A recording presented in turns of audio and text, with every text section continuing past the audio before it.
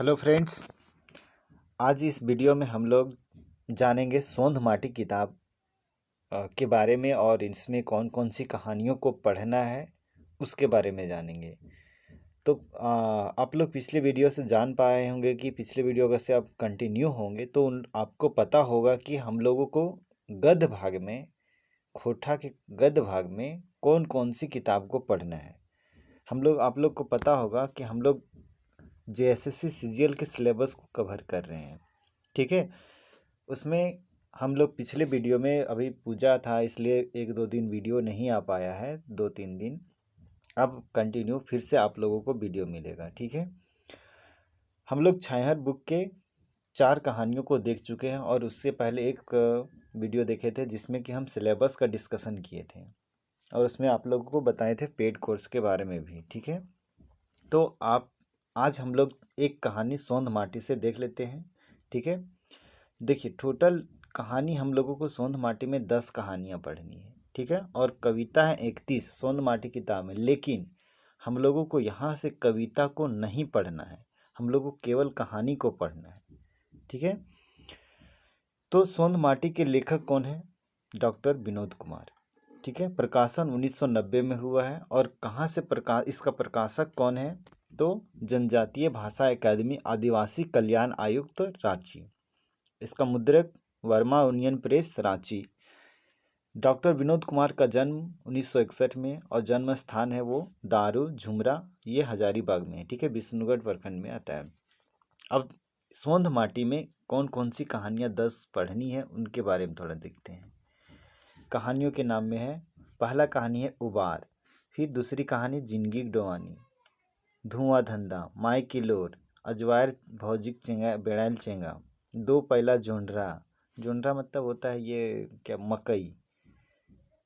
उसके बाद ओ दीदा, फिर मलकी बहू, भीतर बाहर, और 10वीं कहानी है वो जो हुब है। ठीक है, अब हम लोग क्या करें, एक जो पहली कहानी है इस वीडियो में, पहली कहानी जो उबार है उसको हम लोग इस कहानी में इस वीडियो में देखेंगे। ठीक है, चलिए उबार को देखते हैं। उबार का जो है मुख्य पात्र कौन कौन है उसके बारे में थोड़ा पात्र परिचय कर लेते हैं। झबरू इसमें एक किसान का है, बिहारी जो है वो झबरू का बेटा है, पर्वतिया और सुमिया जो है वो झबरू की बेटियां हैं, एक तिलका कुम्हार है, गणेश बाबू और महेश बाबू आए हैं इसमें, बुधना है जो झबरू का शुभचिंतक है, और वीरू जो बड़ साहूकार का बेटा है, फिर दिनेश प्रेम और बिरजू बिहारी का दोस्त है। ठीक है, कहानी को अब विस्तार से थोड़ा समझते हैं इस वीडियो में। बाकी वीडियो में हम आप लोगों को थोड़ा शॉर्ट बताएं। देखिएगा विस्तार और शॉर्ट में ज़्यादा कोई फ़र्क नहीं होगा। हम शॉर्ट में वही लोग को लेते हैं जो एग्ज़ाम के लिए इम्पोर्टेंट है। इसमें बहुत सारा है कि इधर उधर कहानी को घुमाया हुआ रहता है, तो वो सबको हम यहाँ पे शामिल नहीं करते शॉर्ट वाले में, इसीलिए शॉर्ट लेते हैं। बाकी आप लोग पेड में ज्वाइन होंगे तो उसमें आपको दोनों मिलेगा, शॉर्ट वाला भी और विस्तार वाला भी, साथ साथ में आपको ये किताब ओरिजिनल की जो किताब है उसका भी पीडीएफ मिलेगा। ठीक है, चलिए कहानी को शुरू करते हैं। उबार, आदमी लत्संगा आदमियता से हुआ है, मतलब आदमी का जो संगति है वो आदमी से ही होता है। आदमी उदार हुए है तब देवता और नीच हुए तब शैतान। अगर आदमी उदार भावना का हो गया तो वो देवता कहलाता है, और वही आदमी अगर नीच होता है, मतलब नीच काम मतलब समझ पा रहे हैं, छोटा मोटा या चोरी चुगली जैसे नीच काम करेगा तो वो शैतान जैसा होगा। यह आदमी वृत्तियाँ है, यह आदमी का व्रत है, मतलब प्रवृत्ति है। लेकिन क्या शहर क्या गांव, आज ईर्ष्या द्वेष कलह कुविचार थोड़ा बढ़ गेल है।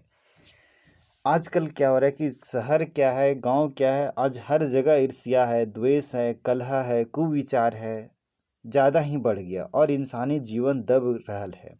और जो इंसानी जीवन है वो दब गया है, मतलब वो धीरे धीरे ख़त्म होते जा रहा है एक तरह का। गांव के आगे बढ़े से देश बढ़ो है, गांव के आगे बढ़ने से ही देश बढ़ता है। लेकिन कैसे? झबरू जैसा टूटपुंजिया किसान के हिम्मत तोड़ के बोलता है कि गांव बढ़ने से तो देश आगे बढ़ेगा, लेकिन क्या कैसे बढ़ेगा? झबरू जैसा किसान, टूटपुंजिया का मतलब एक छोटा सा किसान है जिसका हिम्मत तोड़ के, आर नहीं तो गरीब पढ़ने वाले बच्चों के रास्ता काट के, और नहीं तो फिर जो गरीब पढ़ने वाले बच्चे हैं उन लोगों का रास्ता काट के गांव के बढ़ने से देश आगे बढ़ेगा। पूरे गांव में झबरू एक टुटपुंजिया किसान है। ठीक है, पूरे गांव भर में झबरू जो है वो एक टुटपुंजिया किसान, मतलब एक छोटा सा किसान है, किसी तरह अपना वो गुजर बसर कर रहा है। ना ही ठीक प्रकार का हल कुदाल, ना कोई मदद करे वाला, मतलब ना ही उसके पास ठीक प्रकार का हल कुदाल है। किसान है तो हल कुदाल उसको चाहिए ही, और ना ही उसको कोई मदद करने वाला भी है। गाँव एक किसान प्राकृतिक पहलवान है। गांव का जो किसान होता है वो प्रकृति का पहलवान है। केकर कुबैत जे ओखनी के पछाड़ता।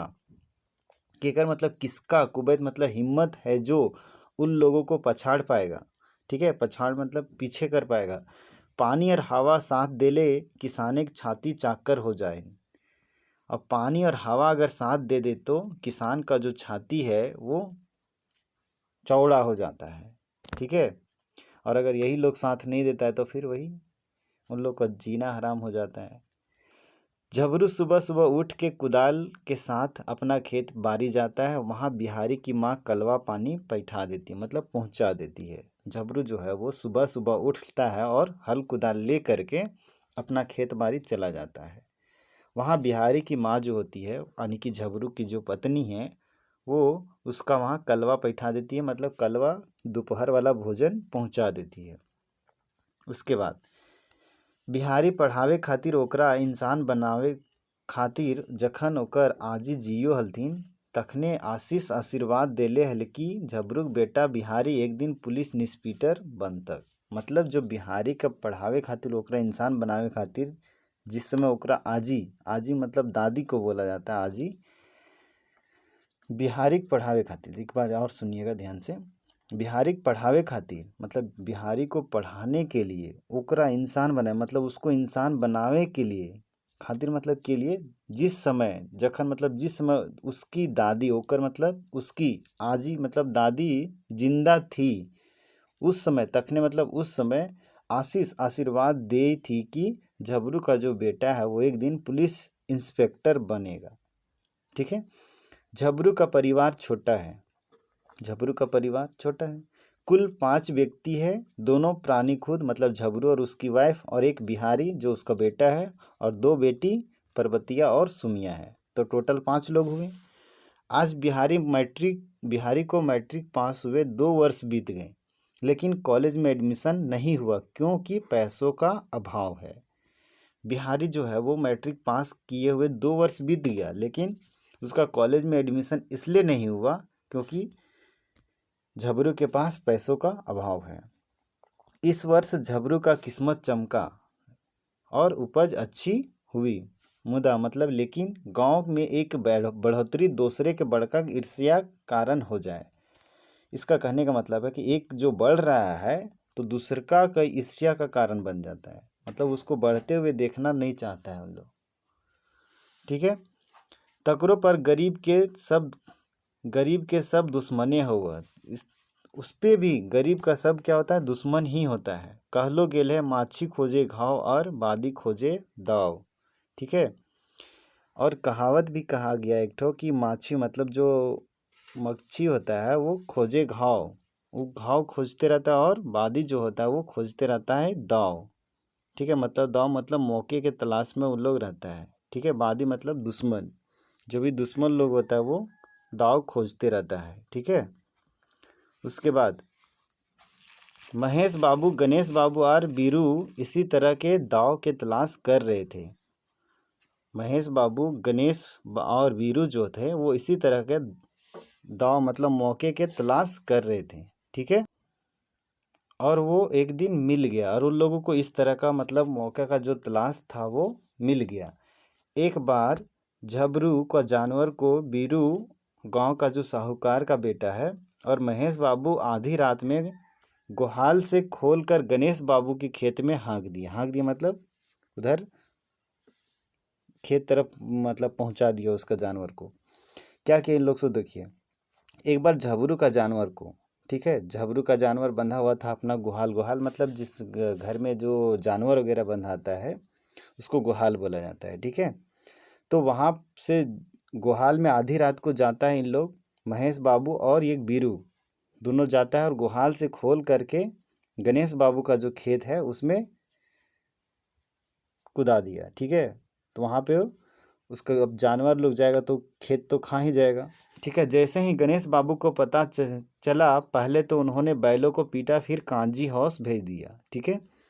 अब गणेश बाबू को जैसे पता चलता है कि उसका जानवर उसके खेत में गया हुआ है, तो फिर वो जाता है और फिर बैलों को खूब पीटता है, और फिर कांजी हाउस, जहाँ कांजी हाउस उसको बोला जाता है जहाँ जो आवारा बैल वगैरह होता है उसको रखा जाता है, तो वहाँ पे भी भेज दिया। 4 दिन बीतने के बाद बीरू ने 20 रुपया लेकर झबरू को इंसाफ दिलाने का पंचायत कराना सुनिश्चित किया। 4 दिन जब बीत गया इस घटना को हुए, तो बीरू ने 20 रुपया ले करके झबरू को इंसाफ दिलाने के नाम से पंचायत करने के लिए सुनिश्चित किया, ठीक है। रविवार के दिन पंचायत की बैठक हुई, ठीक है। रविवार को पंचायत का बैठक हुआ। इस पंचायत का प्रमुख बने कौन? बीरू और महेश। आखिर दोषी झबरू को माना गया और 200 रुपया हर्जाना लगाया गया। और इस तरह में क्या हुआ कि दोषी झबरू बन गया और 200 रुपया उसको दंड भी लगाया गया। हर्जाना मतलब दंड। बेचारा झबरू भगवान को याद करके कहता है, भगवान तोय कहाँ सुतल हा।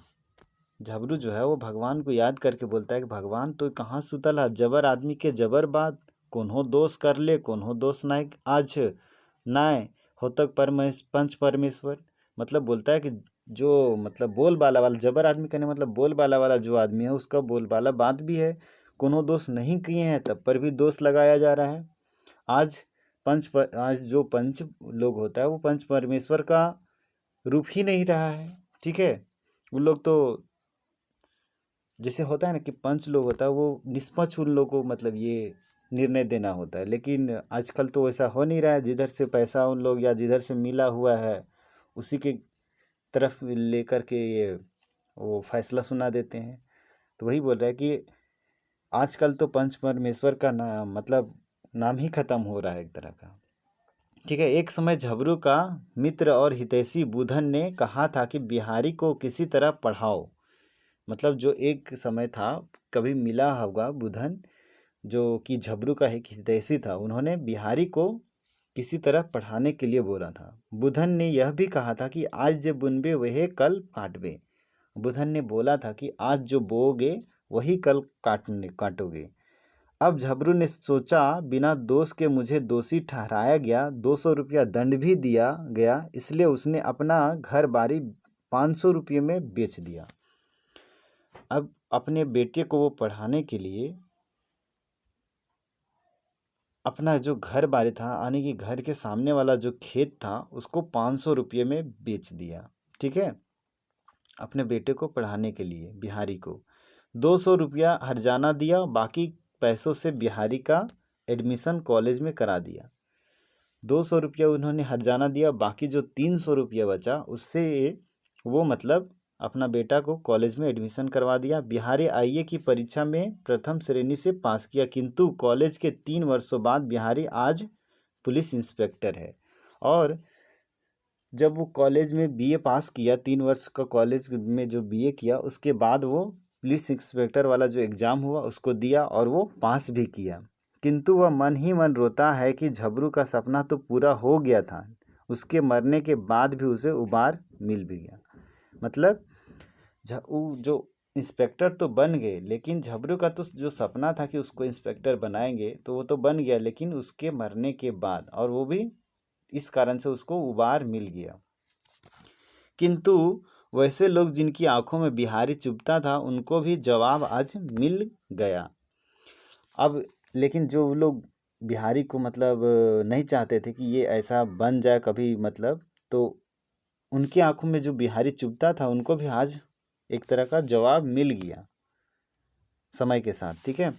आज दुश्मन भी मित्रता करना चाहता है, और आज जो उस समय जो दुश्मनी देख रहे थे झबरू के साथ और बिहारी के साथ, बिहारी को जो पढ़ने नहीं देना चाहते थे, तो आज उससे भी मतलब ये मित्रता करना चाहते हैं, ठीक है। तो मेन कहानी का सार यही था, ठीक है। बाकी अगर आप, एक रिक्वेस्ट है, चैनल पे नए हैं तो सब्सक्राइब कर लीजिए, ऐसा ही आपको वीडियो मिलते रहेगी, ठीक है।